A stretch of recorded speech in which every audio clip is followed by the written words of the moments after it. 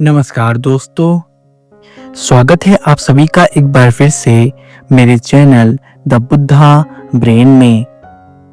दोस्तों, आज की जो कहानी है वह भगवान बुद्ध और किसा गौतमी की है। किसा गौतमी एक ऐसी अभागन महिला जो अपने पुत्र के मृत्यु के कारण भारी शोक और दुख में डूब जाती है। लेकिन आश्चर्य की बात यह है कि वह अपने दुखों के कारण ही मुक्ति यानी कि अरहंत अवस्था को प्राप्त करती है। तो क्या कोई ऐसा मार्ग है जिस पर चलकर मृत्यु से बचा जा सकता है? क्या वास्तव में अपने दुखों को जानकर ही अरहंत यानी कि मुक्ति पथ को प्राप्त किया जा सकता है? जानेंगे आज के अपने इस वीडियो में अंत तक बने रहिए। और यदि आपको ये वीडियो पसंद आए तो वीडियो को लाइक और शेयर अवश्य करिएगा। यह जो किसा गौतमी की कहानी है यह बौद्ध धर्म में काफी प्रचलित है, क्योंकि किसा गौतमी और भगवान बुद्ध की यह कहानी हमें जीवन के वास्तविक स्वरूप का दर्शन कराती है और यह बताती है कि संसार का वास्तविक सत्य क्या है। एक समय की बात है, भगवान बुद्ध श्रावस्ती में विहार करते थे। उस समय श्रावस्ती में किसा गौतमी नाम की एक महिला रहती थी। किसा गौतमी का विवाह एक व्यापारी के पुत्र से हुआ था। विवाह के कुछ समय बाद ही वह पुत्रवती हुई थी। वह अपने पुत्र से अत्यधिक प्रेम करती थी, क्योंकि वह उसका इकलौता पुत्र था। उसका पुत्र ही उसके लिए सारा संसार था। वे अपने पुत्र को एक पल के लिए भी अपनी आंखों से ओझल नहीं होने देती थी। साथ साथ अपने पुत्र को लिए रहती थी। वह अपने पुत्र से इस भांति प्रेम करती थी कि उसका कहना था कि यदि उसके पुत्र को कुछ हो जाए तो वह भी मृत्यु को प्राप्त हो जाएगी। लेकिन जैसा कि कहा जाता है, काल के चक्र में सब कुछ समा जाता है। किसा गौतमी के साथ भी कुछ ऐसा ही हुआ। काल को उसकी खुशियां रास नहीं आई। एक समय की बात है, किसा गौतमी का पुत्र एक बगीचे में खेल रहा था। उसी समय वहां एक जहरीला सांप आया और किसा गौतमी के बच्चे को काट लिया। जहरीले सांप के काट लेने मात्र से किसा गौतमी के पुत्र की मृत्यु हो गई। दुर्भाग्यवश उसने अपने इकलौते पुत्र को हमेशा के लिए खो दिया। जब किसा गौतमी को यह बात पता चली कि उसके पुत्र को सांप ने काट लिया है और सांप के काट लेने मात्र से उसका पुत्र मर गया है, वह इस बात को मानने को तैयार ही न थी। उसे इस बात पर विश्वास ही नहीं था कि अब उसका पुत्र इस संसार में नहीं है। वह बार बार एक ही बात कहती थी, भला किसी सांप के काट लेने मात्र से मेरे पुत्र की मृत्यु कैसे हो सकती है? यह असंभव है। मेरा पुत्र जीवित है, वह मुझे छोड़कर नहीं जा सकता है। उसे यह विश्वास नहीं होता था कि उसका बच्चा वास्तव में मर गया है, क्योंकि इससे पहले उसने मृत्यु नहीं देखी थी। आस पड़ोस के लोगों ने उसको समझाने की कोशिश की। लोगों ने उसे समझाया कि देखो, मृत्यु सभी को आनी है। तुम्हारा पुत्र अब इस संसार में नहीं है। काफी समय बीत जाने पर किसा गौतमी को भी यह आभास होने लगा कि शायद उसका पुत्र अब इस संसार में नहीं है। जब उसे इसका आभास हुआ, वह अत्यंत दुखी हुई। वह शोक के मारे चिल्लाने लगी। वह फूट फूट कर रोने लगी और अपने बच्चे को हाथ में लेकर एक नगर से दूसरे नगर, एक गांव से दूसरे गांव भटकने लगी। वे नगर में जाती और चिल्ला चिल्ला कर कहती कि कोई मेरे पुत्र को जीवित कर दो, कोई मेरे इस नन्हे पुत्र को जीवित कर दो। यह मेरा इकलौता पुत्र है जिससे मैं अत्यधिक प्रेम करती हूँ। सांप के काटने मात्र से इसकी मृत्यु हो गई है। यदि मेरा पुत्र जीवित नहीं हुआ तो मैं भी अपने प्राणों का बलिदान कर दूंगी। ऐसा कहकर वे नगर नगर और गांव गांव भटकती। रोते रोते उसने अपने होश को खो दिया था। वे नगर में ऐसी भ्रमण करती थी मानो वे पागल हो। लोग उसके दुख को देखते बड़े दुखी होते, लेकिन कोई कर भी क्या सकता था? क्या भला मरे हुए व्यक्ति को फिर से जीवित किया जा सकता है? यह तो असंभव था। रोते रोते वे नगर में भ्रमण करती है। तभी एक वृद्ध की नजर उस महिला पर पड़ती है। वो वृद्ध पुरुष किसा गौतमी के पास आता है और कहता है, देवी विलाप मत करो। यहीं पास में भगवान बुद्ध विहार कर रहे हैं। तुम उनके पास जाओ, निश्चय से वह तुम्हारी कुछ सहायता करेंगे। लोगों का कहना है कि उन्होंने कड़ी तपस्या के माध्यम से बोधि की प्राप्ति की है। उन्हें भगवान पद की प्राप्ति हुई है और वे सम्यक संबुद्ध हैं। जब किसा गौतमी ने उस पुरुष की यह बात सुनी, किसा गौतमी के मन में आशा की नई किरण जाग उठी। वह दौड़ते भागते जीतवन आराम पहुंची, जहां भगवान बुद्ध विराजमान थे। भगवान बुद्ध के आगे उसने अपने बच्चे को रख दिया और रोती हुई कहने लगी, भगवान, यह मेरा इकलौता पुत्र है जिससे मैं अत्यधिक प्रेम करती हूँ। आज सुबह ही सांप के काट लेने मात्र से इसकी मृत्यु हो गई है। भला इसमें इसका क्या दोष है जो इतनी शीघ्र ही मृत्यु ने इसे अपनी बाहों में समेट लिया है। ये अभी केवल 1 साल का ही है। हे भगवान, मेरे पुत्र को जीवित कर दीजिए। यदि मेरा पुत्र जीवित नहीं होता तो मैं भी अपने प्राणों का त्याग कर दूंगी। मैं अपने प्रिय पुत्र के बिना जीवित नहीं रह सकती। मेरा पुत्र ही मेरा संसार है। भगवान कृपा करिए। मैं बहुत उम्मीद लेकर आपके पास आई हूँ। इस अभागन माँ की विनती स्वीकार करिए। मुझे निराश मत करिए। भगवान बुद्ध ने उस महिला की मनोदशा को भांपते हुए कहा, गौतमी, रो मत, अब चुप हो जाओ। मैं तुम्हारे पुत्र को जीवित कर दूंगा, लेकिन उसके लिए तुम्हें मेरी एक शर्त पूरी करनी होगी। किसा गौतमी ने कहा, भगवान, आप एक नहीं 1000 शर्त भी कहेंगे तो मैं पूरी करने के लिए तैयार हूँ।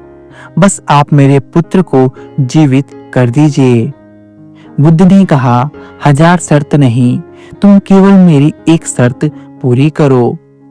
नगर में जाओ और किसी ऐसे घर से सरसों के कुछ दाने ले आओ जिसके घर किसी की मृत्यु न हुई हो। किसा गौतमी को यह बात अत्यंत सहज और सरल लगी। उसने कहा, भगवान, मैं अभी नगर में जाती हूँ, सरसों के दाने लेकर आती हूँ। बुद्ध ने कहा, हाँ ठीक है, लेकिन इस बात का विशेष ध्यान रखना कि उस घर में कभी किसी की मृत्यु न हुई हो। उसी के घर का सरसों लगेगा, अन्य के घर का सरसों नहीं लगेगा।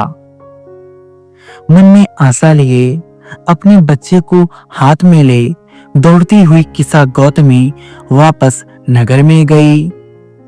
वे नगर में एक सेठ के घर पहुंची।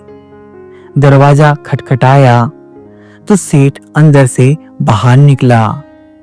गौतमी ने कहा, मुझ पर कृपा करे, मैं एक दुखियारी माँ हूँ। मेरे पुत्र की आज सुबह सांप के काटने मात्र से मृत्यु हो गई है। भगवान बुद्ध ने कहा है कि यदि मैं किसी के घर से सरसों के कुछ दाने ले आऊं तो वे मेरे पुत्र को जीवित कर देंगे। कृपया आप मुझे सरसों के कुछ दाने देने का कष्ट करें। जब उस व्यक्ति ने महिला की यह बात सुनी, वह बड़ा प्रसन्न हुआ। वह भीतर गया, सरसों के मुट्ठी भर दाने लाकर किस्सा गौतमी के झोली में दे दिया और उसने कहा, जाओ अपने पुत्र को जीवित कर लो, मैं इससे बड़ा प्रसन्न होऊंगा, तुम्हारा कल्याण हो। तब किस्सा गौतमी ने उस पुरुष से पूछा, लेकिन मुझे यह बताइए कि आपके घर में कभी किसी की मृत्यु तो नहीं हुई? जब व्यक्ति ने यह बात सुना, व्यक्ति ने कहा, देवी कैसी बात करती हो, जो मर गए हैं वही अधिक हैं, जो जीवित है वो तो थोड़े ही हैं। किस्सा गौतमी ने जब यह बात सुनी, वह एकदम टूट गई। किस्सा गौतमी वापस वहां से चली गई और नगर नगर गांव-गांव भ्रमण करने लगी।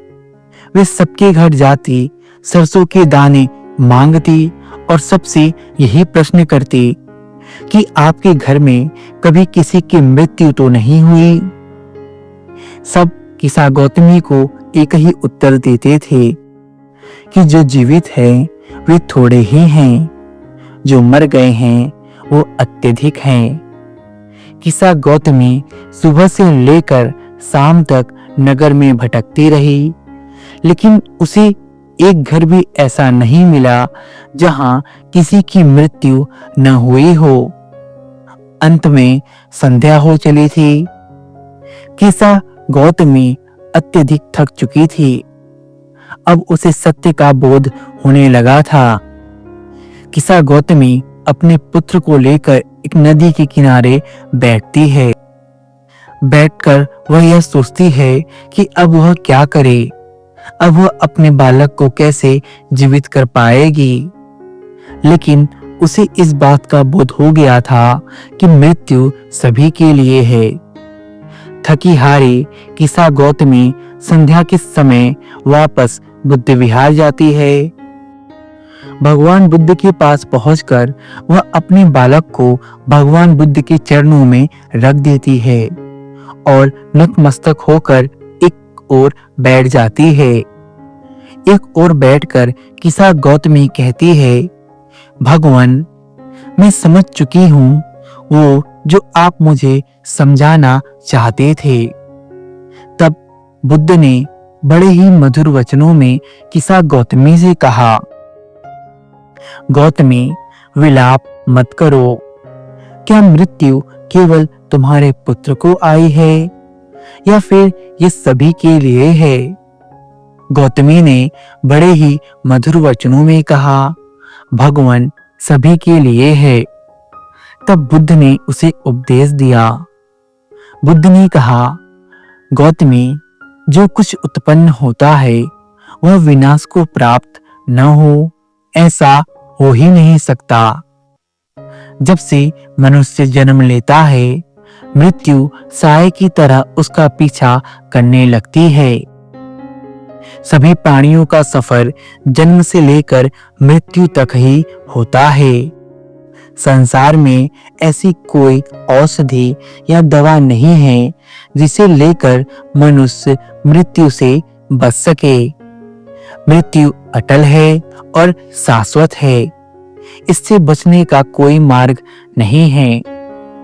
जिस व्यक्ति ने भी जन्म लिया है वह मृत्यु को प्राप्त होगा ही। यह पूरा का पूरा संसार जो हमें स्थिर और सुखद दिखाई देता है, दुखों से भरा हुआ है, क्षणभंगुर है, नश्वर है। यहाँ ऐसा कुछ भी नहीं है जिसमें आनंद और मौज किया जाए।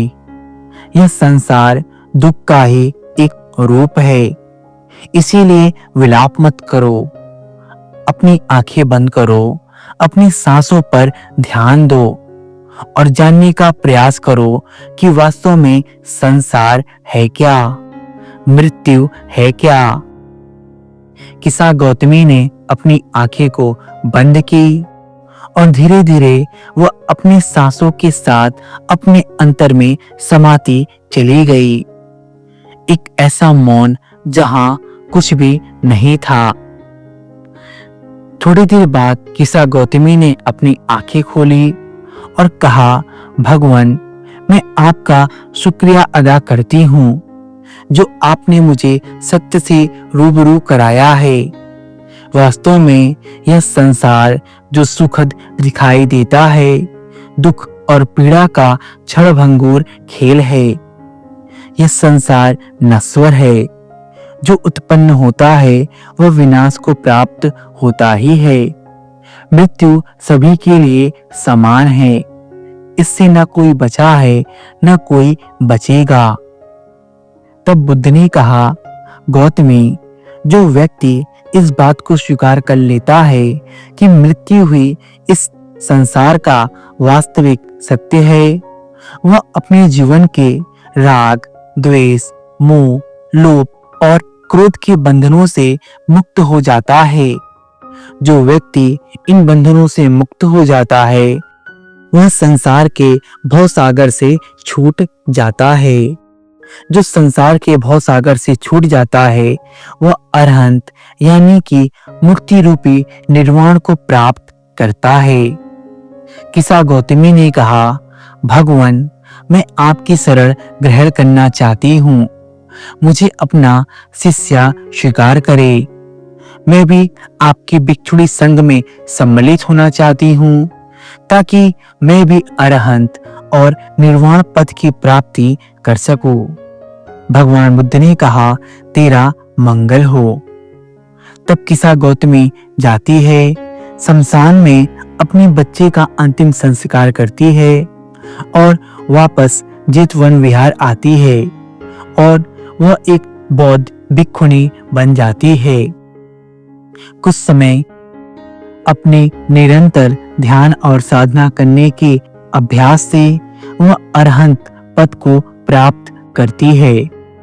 वह संसार के भवसागर से छूट जाती है। अरहंत पद को प्राप्त करने के बाद वह नगर नगर और गांव गांव घूम घूम कर भगवान बुद्ध के धम्म का प्रचार करती है और लोगों को सत्य से अवगत कराती है। तो इस तरह किसा गौतमी ने अपने दुखों पर विजय प्राप्त की और मुक्ति रूपी निर्वाण पद की प्राप्ति की। तो दोस्तों, संसार में ऐसी कोई औषधि या दवा नहीं है और ना ही ऐसा कोई मार्ग है जिससे मृत्यु से बचा जा सके। इसका केवल एक ही मार्ग है कि हम मृत्यु को स्वीकार करें। हम यह स्वीकार करें कि हर प्राणी जिसने जन्म लिया है वह मृत्यु को प्राप्त होगा ही। जब कोई व्यक्ति इस सत्य का अंतर मन से बोध कर लेता है कि मृत्यु ही इस जीवन का अंतिम सत्य है, वह अपने सभी बंधनों से छूट जाता है और फिर वह वही करता है जो वास्तव में करने योग्य है, जैसे किसा गौतमी ने किया। जब किसा गौतमी को यह बोध हो गया कि मृत्यु ही इस संसार का वास्तविक सत्य है, बाकी सब कुछ भ्रम है, तब उसने ध्यान और साधना के माध्यम से मुक्ति और अरहंत अवस्था को प्राप्त किया। तो यदि आप भी चाहते हैं कि आप अपने दुखों से ऊपर उठे, आपको भी अरहंत और निर्वाण पद की प्राप्ति हो, तो आपको अपने दुखों से सीखना चाहिए। हमारे जीवन में दुख आते हैं, लेकिन दुख हमारे जीवन में हमें वास्तविकता का साक्षात्कार कराने के लिए आते हैं। जो व्यक्ति दुख को जैसा है वैसा देख लेता है, वह इस भव संसार से छूट जाता है। मैं आशा करता हूँ कि आपको आज की यह वीडियो पसंद आई होगी। यदि आपको यह वीडियो पसंद आए, कृपया वीडियो को लाइक करें, मेरे चैनल को सब्सक्राइब करें। मेरे साथ मेरे चैनल द बुद्धा ब्रेन में बने रहने के लिए आप सभी का धन्यवाद।